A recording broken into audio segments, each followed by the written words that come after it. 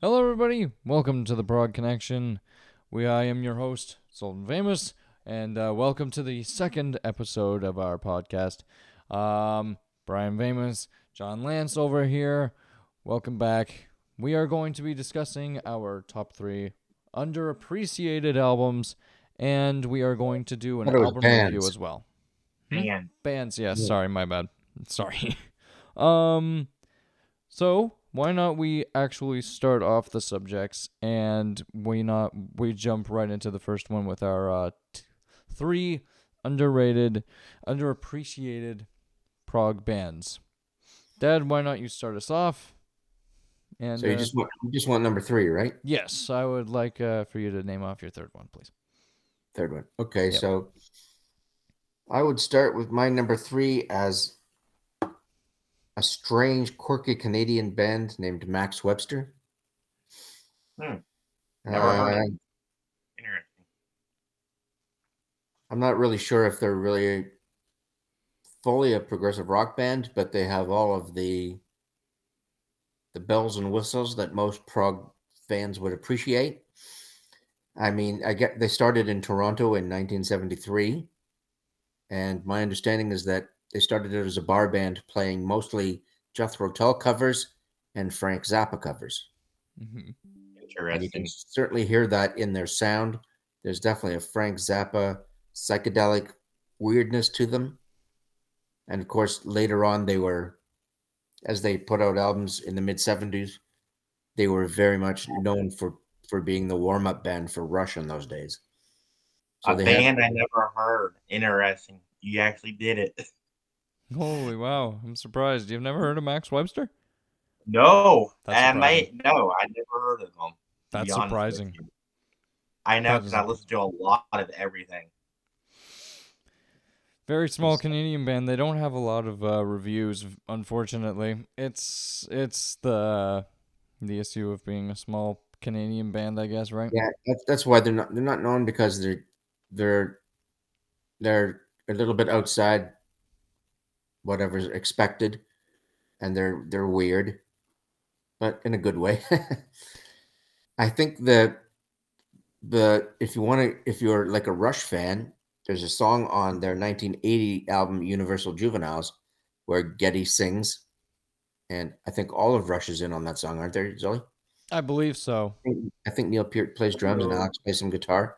Yeah. And I remember I was at Maple Leaf Gardens for New Year's Eve 1981, maybe, right after that album came out, somewhere around there. And they were the band for the New Year's Eve concert.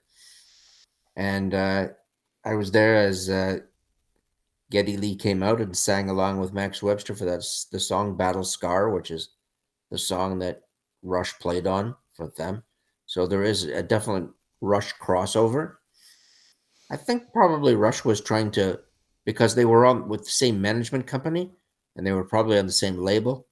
But Rush was trying to help out their sort of junior label mates to get some audience. That's why they played on, and the song Battle Scar got lots of radio airplay. So, but Max Webster had already solidified a very substantial following in Canada, so they didn't really need help in Canada. But I think at the time they were getting a lot of airplay in the US and they were starting to catch on. But right around 1980, I guess the lead singer and guitarist Kim Mitchell decided to go solo. So he left the band, but he didn't carry on with the same sort of prog rock, psychedelic Frank Zappa type thing. He went much more into a direction which I would say was like John Cougar or Tom Petty, sort of mainstream rock. And he some of his I don't like songs. Tom Petty. Yeah, so people who liked Max Webster probably wouldn't like some of his solo stuff, but he did do very well in terms of sales. hmm And I guess he continued on to do a lot of playing in bars, playing both old Max Webster stuff with people, which people really liked, and some of his newer stuff, which was more just like mainstream rock. And it's good if you're going to a bar on a Friday night and you're getting a couple of beers and I guess That's the kind of music that goes over well in bars. Yeah. And then I believe Kim Mitchell went on to be a DJ in one of the biggest rock stations in Toronto, right? Q107, right?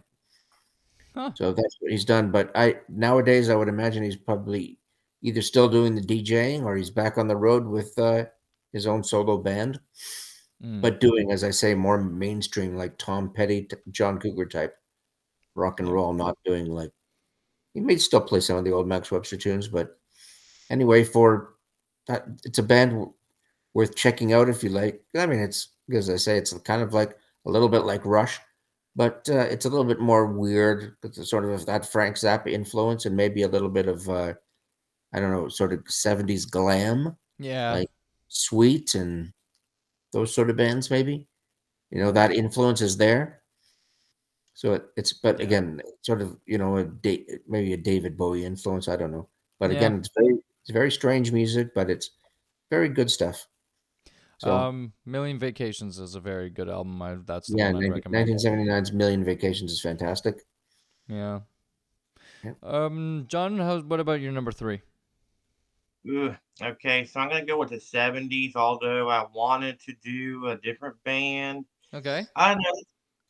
Underappreciated. This band has gained a lot of popularity and talked about more over the years, but I still feel they're not like highly rated popular. And that band would go to a USA band, Happy the Man.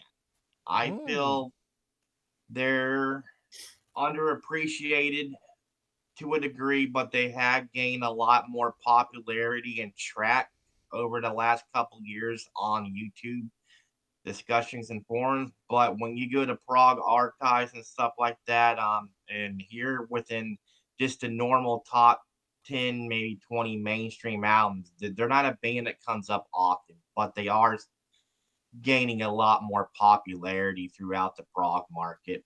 But I still feel they're a little bit more on the underappreciated side.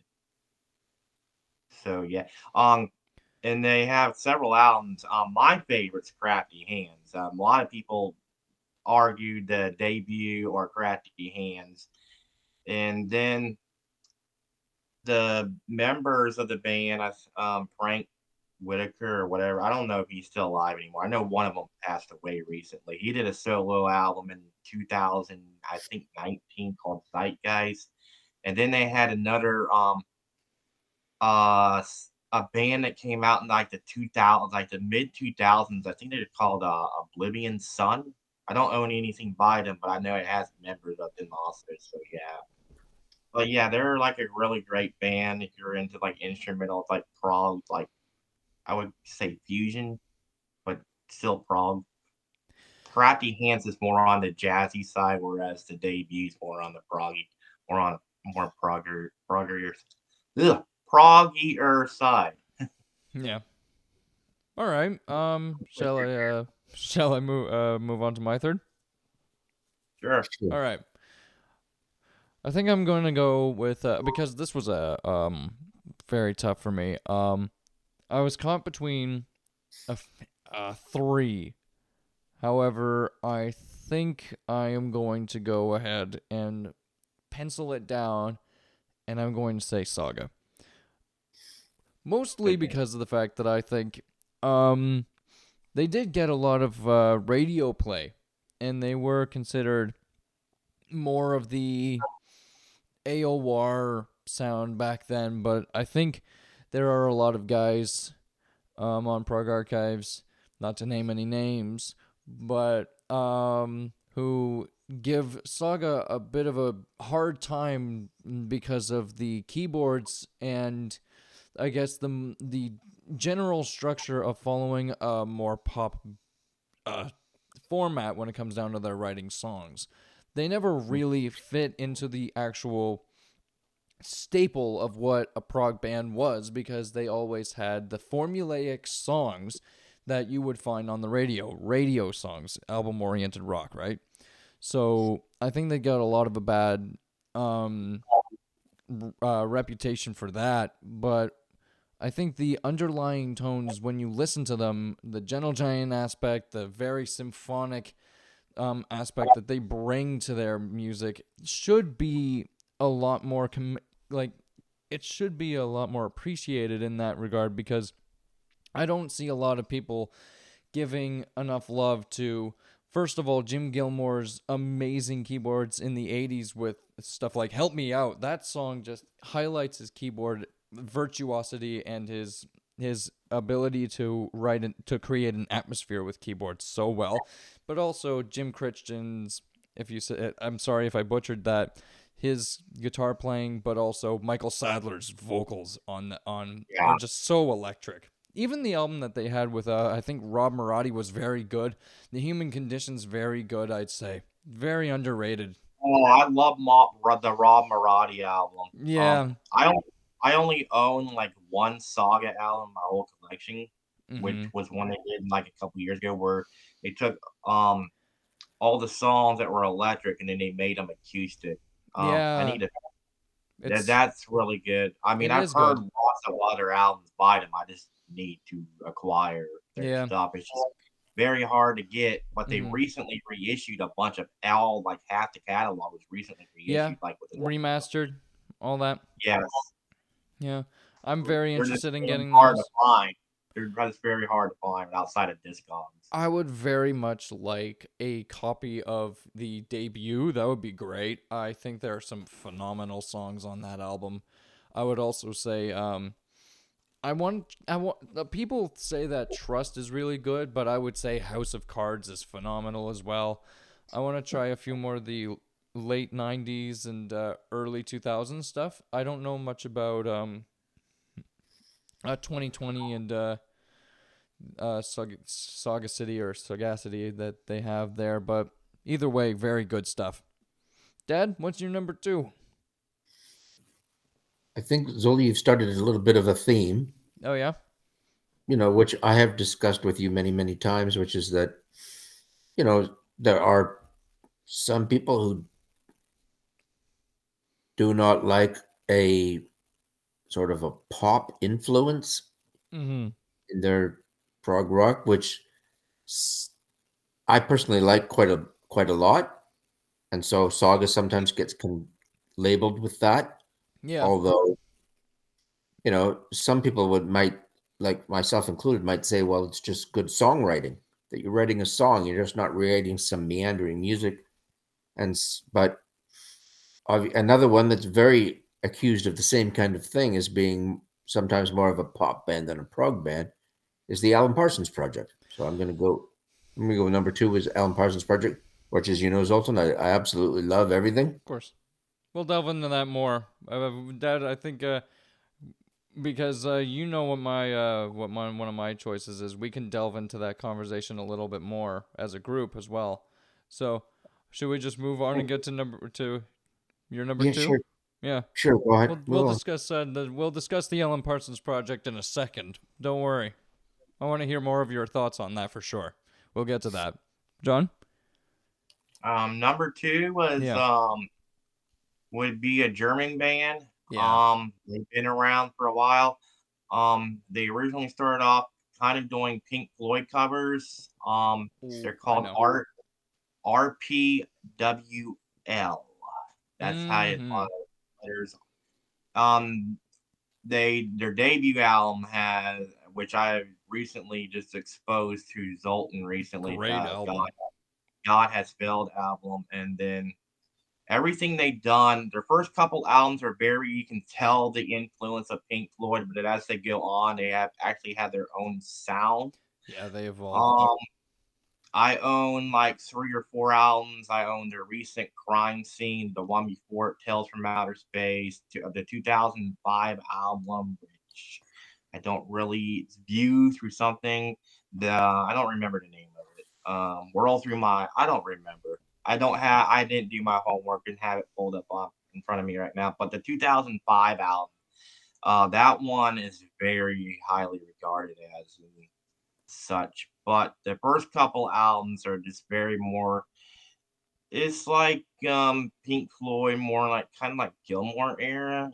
I mean, it's not like a clone, but you can definitely hear the influences in the first 2 albums, and then after the first two albums, they actually start developing and doing their own thing. Mm-hmm. But I feel they're very underappreciated as they're not really a popular band you hear brought up. But they are popular kind of if you're in they would classify them, I guess, as neo prog crossover. I've heard numerous discussions label them more of a neo prog, and also I've heard numerous discussions label them as a crossover band. Yeah. But it's not really, like I said, each album's different. Some of them are a little more on the lighter side, and some of them are more on the rockier side. Your mileage may vary. Not every album you're gonna like, but the first two is where I would go. God Has Failed, and the second one I don't remember offhand. But yeah, if you never heard of RPWL, definitely check them out. They were really good. Trying to Kiss the Sun. Yeah, that's it. Yeah. All right, so I'm gonna move on and do my number 2, and then Dad, you'll do your number 1, and then, but my second was a little bit of an interesting pick. I know that they definitely have their following, and they have a cult following, and they have their places where they are. I'm sure that they have their moments where, in places where they are regarded in a higher degree, but I'm going to go ahead for the majority of my observation and say of my life observing this band, seeing that they aren't very loved around like Prog archives and specifically the Flower Kings, I would say. Generally speaking, I would say are an underappreciated band. Because I would agree. Mostly, I'm saying, like, again, not naming names, but I have heard many people, not just on Prog Archives, but I've also seen a lot of reviews I believe, on AllMusic, which was one of the places I like to do reviews from time to time, calling their discography quantity over quality as well. And I'm just thinking, like, it's bull crap. I'm just thinking, I would say that there are moments on each. There may be a couple of albums here and there where I will probably go to another one. I will probably turn on another one before that one. But regardless of that, there are so many albums in their discography that I just cannot agree with the quantity over quality claim. Stardust We Are, Banks of Eden is so much just down to the nose, just an epic and few songs, and then just closes. So it can't be quantity there. Summon No Evil, very short album too for their standards. Paradox Hotel has a few moments, but ultimately very good too. Flower Power for the most part. Again, a lot of their discography just does not fit it doesn't fit the description of quantity over quality. Well, one of your favorite band, you're gonna probably, disagree with that. Like, they're my favorite band also. Yeah. And with the generation we have now where everything's going to vinyl format, people are now getting tired of hearing albums that are 70 to 80 minutes just to fill a disc.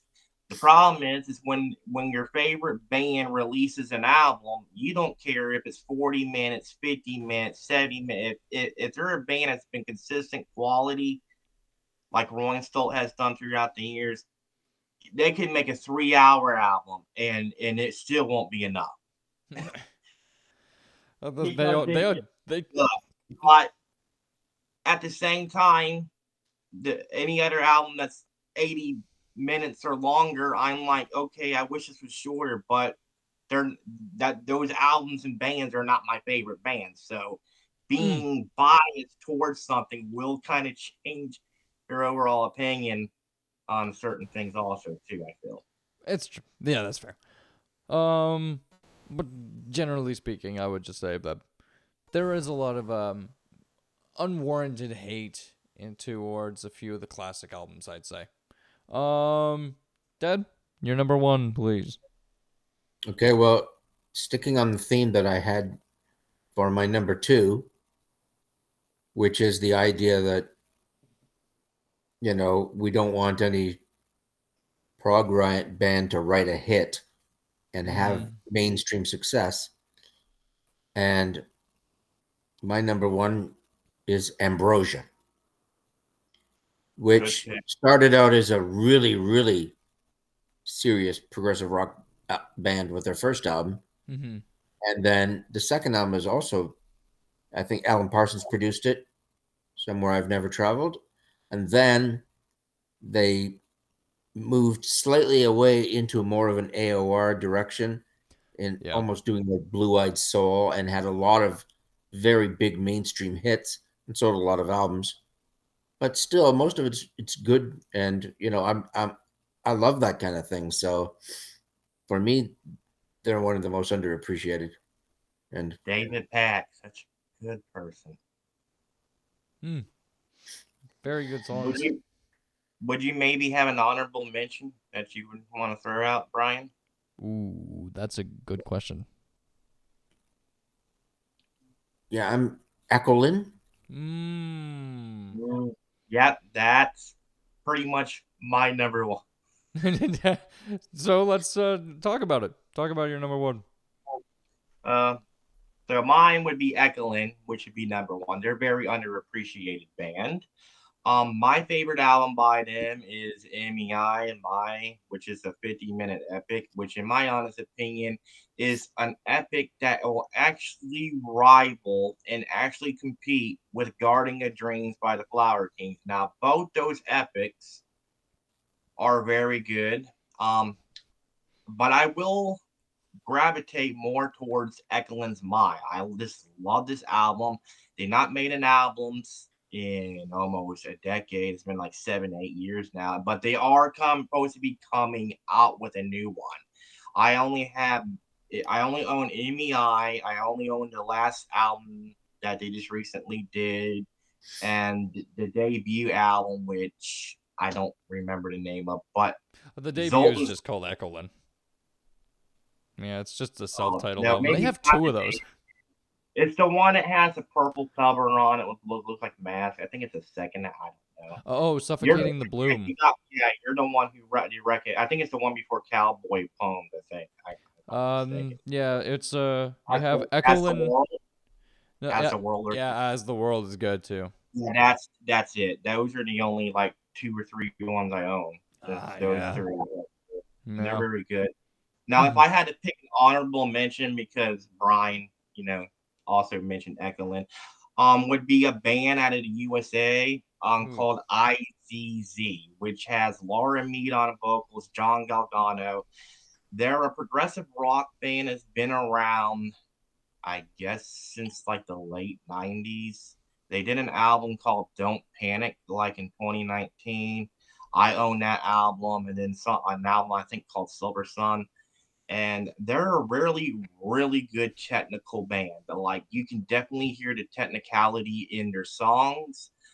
Don't Panic, you can definitely hear you can definitely know the Gentle Giant influences in there. Like not from like the way they sing, but the technicality. It just like it's not Dream Theater technicality, but it's more of Gentle Giant technicality. But it's not prog metal by any means. The band, it's just pure American prog that I feel like this band is very highly under. I was gonna probably put them in my number one, but then I say Ekelin, but that'd be my honorable mention. Ekelin and IZZ would probably be my top two in the for first for underappreciated bands. So if you never heard of IZZ, I think they're out of Maryland, USA. It could be another state. I don't or New Jersey. It's one of the two. I forget.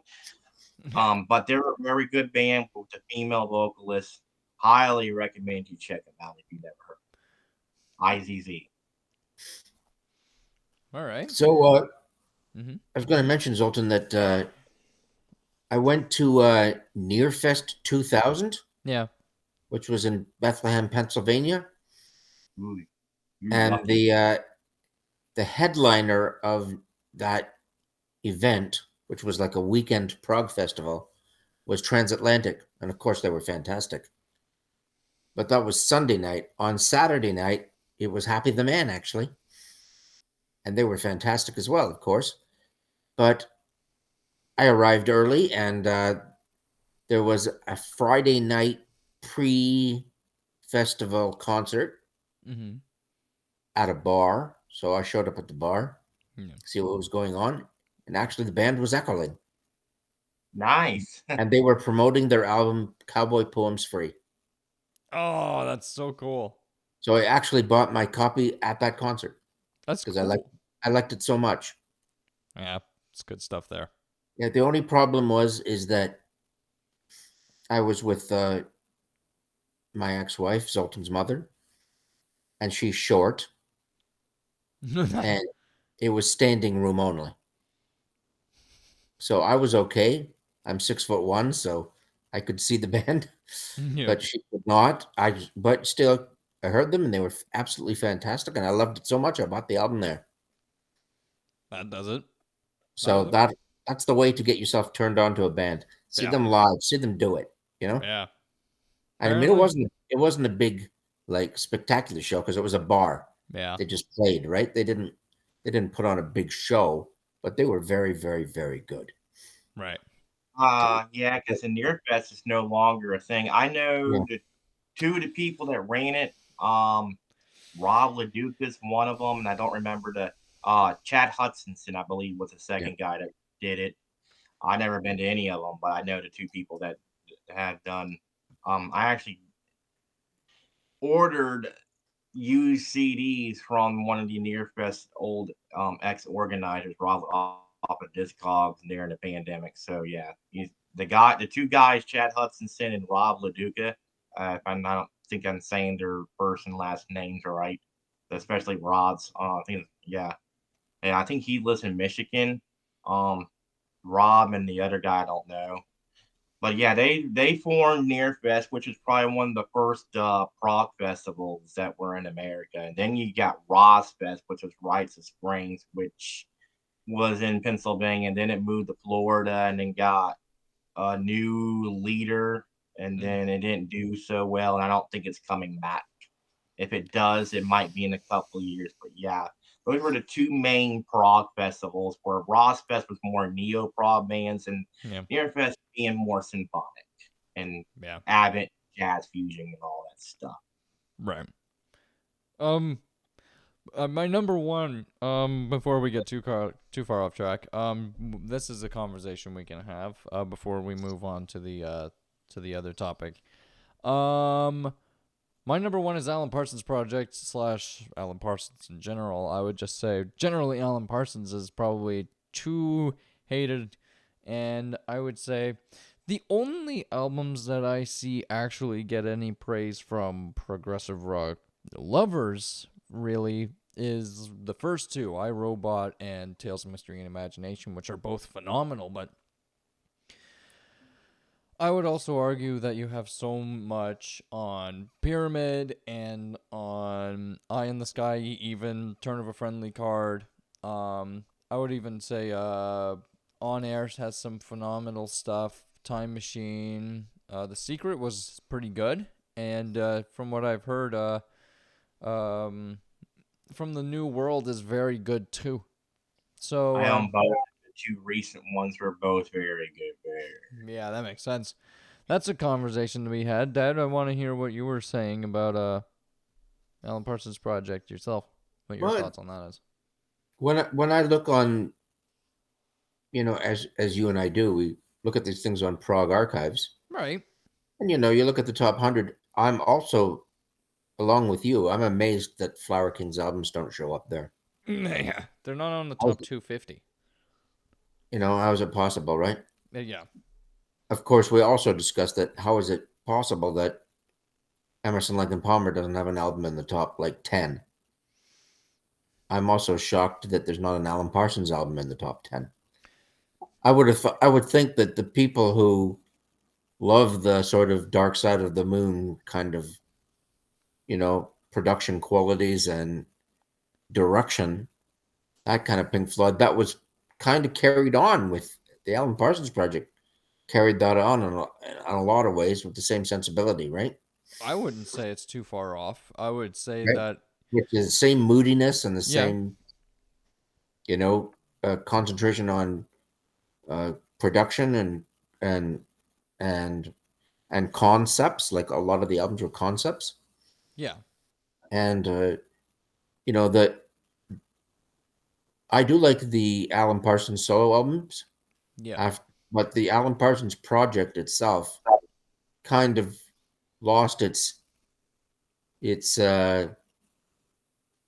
how would you say, its fundamental essence when Eric Wolfson was no longer there, right? Because he was the guy who was writing some of those songs that are most memorable from the Alan Parsons project. And yeah, without him there, it's sort of, it's hard to find other people to replace that write just as good as songs as he did, right? So that's what I would say. But again, I say it again that I do like a pop sensibility. Like I like a good song. And Alan Parsons did that very well, as did Ambrosia, as did Supertramp, as I would argue also does Echolin. I mean, there's a lot of on their albums, they can do some fancy playing, but there's a lot of just good songs. And I like a good song. mm-hmm. So if I, your emphasis is towards songwriting, yeah, then the Alan Parsons Project has got it. Yes, I know there's not a lot of 18-minute long keyboard solos, no. and I There's love no 18. suppers ready from the Alan Parsons Project. There isn't there isn't. No, But yeah, like as an album, I Robot and Tales of Mystery and Imagination shouldn't be considered less prog than Selling England by the Pound or Close to the Edge. I can't see why. Difference, yes. Less prog? No. Mm. No. So, John, what do you think? For Alan Parsons project, Yeah. I not heard a couple of the albums. I have heard Tales Card, Yeah. I've heard Edgar Allan Poe, Yeah. or Pieces of I Robot, Yeah. and the two newest ones. But out of all the ones that I like, that I have heard is the Turn of the Friendly Card, Yeah. and I think it's the Edgar Allan Poe Yeah, one. They're Tales the of two Mystery ones. and Imagination, that one would be. Now, between The Secret and The New World, The Secret's actually good. Mm-hmm. Whereas the newer one he hired a bunch of, I guess, guest vocalists on a couple songs on Mm-hmm. that album, and it's very symphonic. Mm-hmm. But like the old saying goes, there's a saying goes, some people just like their prog with pop. Yeah. From what a friend told me. Yeah, there is such thing as prog with pop, and it does do good. And there are times when you want to listen to a song that sounds like album oriented rock, which would be Yeah. labeled the AOR genre, which Yeah. came out in the 80s. Mm-hmm. It's not a sin to No. listen like that. But when I can see where a lot of bands that were in the 70s, due to everything had to go commercial, and labels wanted to push bands to go commercial, where the pop went. And then the revival of prog in the mid 90s, where bands just said screw it with the labels, and we're just going to make what we're going to make, Yeah. and make this genre revolutionary again. And that band were the two main bands were Ekelin, Flower Kings, and Spock's Beard. Those were the main three that I feel revolutionary back the prog scene into being prog Yeah. without pop stuff with Mm. it. But at the same time, in the 80s, we had a different format. In the 70s, Yeah. where people the record labels forced the bands to go commercial here and there. Yeah. Whereas in now, they don't do that as much, where they let you have freedom because you're a more independent artist. Yeah. So I think that we have exhausted that subject, and I think how do we feel about closing that off now? And moving on to the album review. Feel pretty good on it. All right. So Let's do this. The album in question is Drifting Sun's Veil. We are going to start. There it is. Good. Nice. Oh, I wow. own the Yep. That's awesome. Looks good, too. Dan, how about you start us off? All right. Well, we listened through that today Yeah. fully, and we listened through it a few days ago. So I think I've got a pretty good idea of what it is. And if you want me to give it a rating on a scale of 10, I'll give it a 7. Mm-hmm. Go on. I liked it. I liked it quite a bit, Mm-hmm. but I wouldn't say I loved it. Just there's something when you really love an album. There's something intangible quality, and you don't even maybe be able to articulate what it is that you love about it, and you just do. But this one, I didn't find it had that in intangible quality. And again, maybe I'll go back to what I was just saying about the underappreciated bands, is that there wasn't a catchy song. I didn't find a catchy song, and I was looking for the one catchy song. It could have been a slow song or whatever, but a song that would stick in my head. And I didn't feel like there was something like that on the album. In terms of describing what it sounded like, uh, uh, it was definitely it definitely had a Saga feel to it. But it doesn't sound like exactly like Saga, but it's got the qualities. If you described Saga and you described this band, you'd probably say the same kind of qualities. And the singer definitely has a Michael Sadler sound to his voice, Mm-hmm. although he sings a little bit lower generally, but he is trying to be operatic. Like he's really trying to describe a story with, he's not just singing the notes, he's trying to tell the story.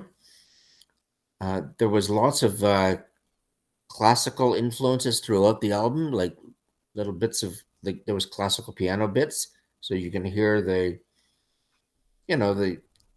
they're really that's a cornerstone of progressive rock, those classical piano influences. And there were other bits of orchestration that were very classical and sounded kind of baroque or something. Mm-hmm. We didn't I didn't delve into exactly what the lyrics were all about or what the songs were about.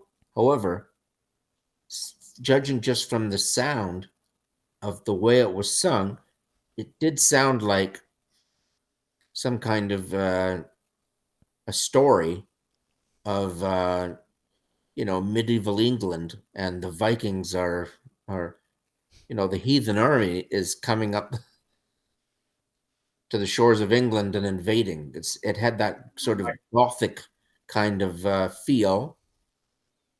It's almost like good soundtrack music for some a documentary on the Vikings invading England and the conquest and all that sort of thing. So that's the feel of it.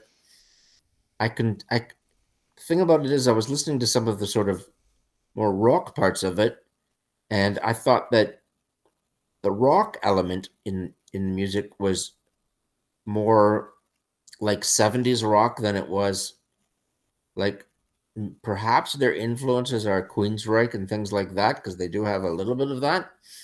But it didn't, to me, so the rock elements of it sounded actually more like old 70s rock, like a little bit like Blue Oyster Cult or Uriah Heep or Deep Purple or something like that. So perhaps they were drawing, some of the guys were listening to old 70s albums and they were drawing inspiration from that. But it did have a rock sort of opera feel, and that it's like trying to tell a sort of a gothic medieval story. And the lyrics are about some kind of invasion of England and we'll get to nine. that in it. But anyway, I did think it was very well played, very well done. I like the production. I think it was good. I would definitely want to give, if they put out something else, I would definitely want to give it another listen, and maybe they'll write a song that's really like captures the essence of what they're trying to do. And, you get it into one song, and just one song will turn you into a fan. But I was not like blown away or turned into a fan. But I thought it was good. And if you want a rating, as I said, I give it 7 out of 10. Yeah. Certainly very good. Call it very good. Yeah. All right. John, yourself? All right. Okay. I'm the one that suggested this album. I Yeah. have the CD here. You suggested And this assignment. this is a new. I kind of suggested the idea where each one of us will pick a different album that we review, and we have to listen to it a minimum of 2 Mm-hmm. times and give our thoughts on it. I decided to lead off with this.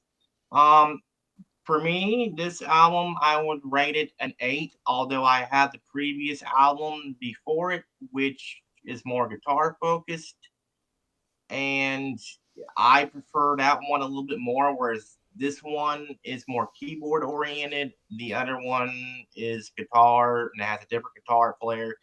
This has a singer called Jargon. That's his name. I don't know why they call him Jargon. I found this band out recently because I was, I normally order through vendors and stuff that are in America. And then recently, Prog Corner did a review like right after I've already bought this and the album before it, after what I've sampled on Bandcamp. So without further ado, the overall theme of this album is called Veil, and the lyrical content I feel has more of a spiritual nature to it, Mhm. where the veil would be like how we as humans go through life, and there's the veil. You have the 3 firmaments of heaven if you want to believe in get into spirituality, and some of the songs that are dealing with are talking about like would be mythologies with gods and stuff like that. And the song that Bryan was mentioning with the Viking, that's my favorite song off the album, called The Thing. Mhm. And yes, it's very saga like in the vocals, but musically what I'm hearing is it sounds like Palace. It also has the bass player of IQ in here. The drummer Mhm. on this album is Bud Schmidt, which I think is from Pendragon. But what I'm hearing is in the rhythm section, get more of a heavier IQ with Palace. Now, if you were to take the singer from Palace, Alan Reed, and put him on this album, I feel it would fit just fine. Whereas this album, the singer sounds like I said, Mike Sadler of Saga, and at the same time, this it's an album that definitely grows on you. It's not like something that's gonna grab you immediately. It's the lyrical matter of this album, and just by reading the title, Bell. Um, when a dark veil is before you, or a veil and lyrical context or just philosophical context would be, something you're not able to fully grasp right away, like a dark veil, and how we have blinders over our eyes and we go through life. And then you have the last song on here. It's talking about, this like the circus of life. We're born, and in the blink of an eye, we live and we die.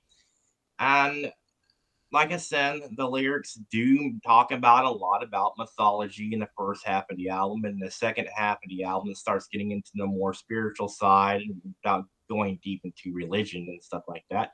With, God, and talking about sins, how we as human beings, and like talking about, sins and stuff like that, and the veil and the darkness and the light and all that, and how we as humanity have, like, it's kind of like a yin and yang effect. I think that's the themes of the album. Mhm. Like I said, I give it an 8. It's not the best album they do with this singer on it. The previous album I would rate more of a 9. I'm shocked that Bryan gave it a 7, but you know, we all like what we like. It's not a bad first thing album suggestion going forward. And Mhm. with that, I'll let Zoltán get to his thoughts on the album. All right. So I did write up a little bit of a summary of each song. I Okay. was I very I thought we weren't gonna have enough time, so someone. Yeah, it's fine. It was a very short little thing. I was just basically just giving short little thoughts on each song so that I can give a little bit of a more of a musical perspective here. I did think that the opening track, the 2-minute opener that is veiled, had very good atmospheres, and the instrumentation was very nice. Great choirs as well. Very retro prog in that regard. Very pleasant. I gave that song an 8. Frailty. The epic. Is I found that it was kind of saga-esque in music, but also very esque in the vocals.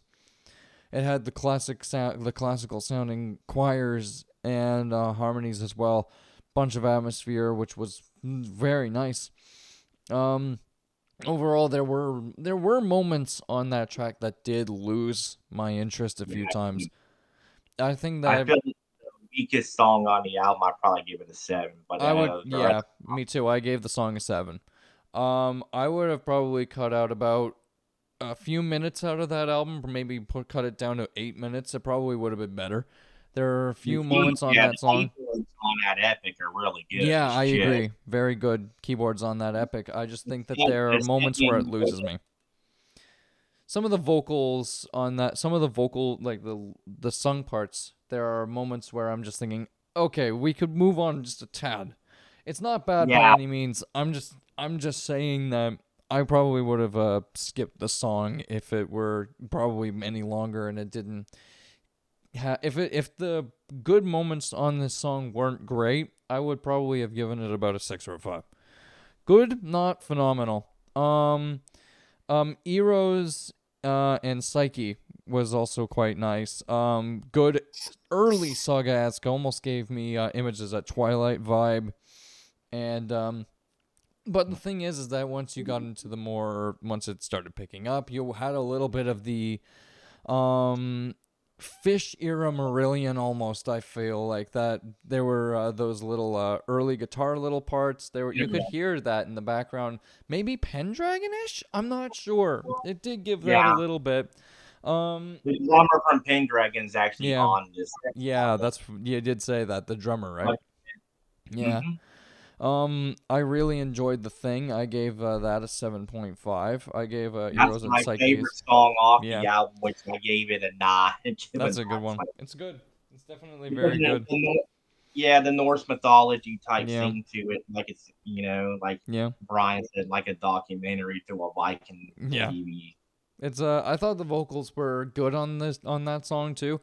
Very good moments. I thought there are moments that I was like, just a little bit more would have given me a little bit like, but it just there were so many good moments on that song that I couldn't give it a 7. I had to give it a 7.5 because it was just like, it's so close to being an 8.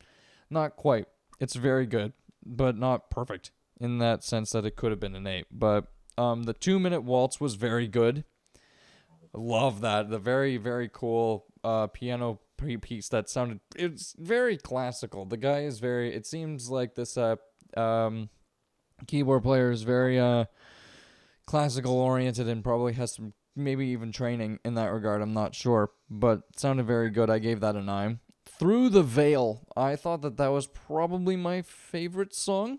Very, again, sounded very saga-esque in that way, but I also thought that the keys brought it down to a little bit like, not quite saga, because the thing is that Jim Gilmore, I don't think I've ever heard that guy play an organ in his entire career of playing in saga. I don't think he ever played an organ on those albums. But there were a lot of really good instrumentations and good sounding keys that were very interesting, that more resembled the saga sound of the 80s. Right. Very cool. Old Man, another song that I could have just said, well, you pull it out from Images at Twilight. However, I would also say that it had a little bit of the Styx aspect in there as well. And then the Gallinera recurring sticks. themes from the previous song were in Yeah. it were the lyrics. The Yeah. last three songs, they kind of interweave. It's like it feels like a suite. Yeah. Like because they're all the lyrics kind of repeat a little bit. Mm-hmm. And the Circus, another really good one. I thought that this